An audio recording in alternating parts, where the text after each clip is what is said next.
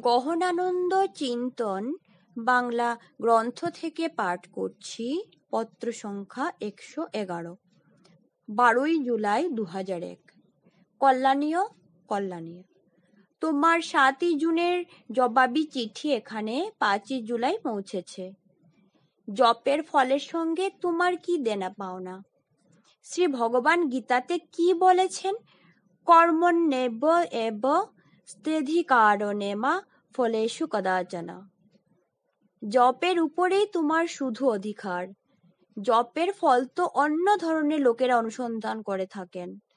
জপ করা মঠের সাধু ভক্তদের নিত্যকর্ম। নিত্যকর্মের কোনো ফল হয় না, কিন্তু না করলে অবশ্যই ক্ষতি হতে পারে। এটাকে নিয়ে মাথা খারাপ করো না। প্রভুর নাম নিরন্তর নেওয়ার চেষ্টা করতে থাকো।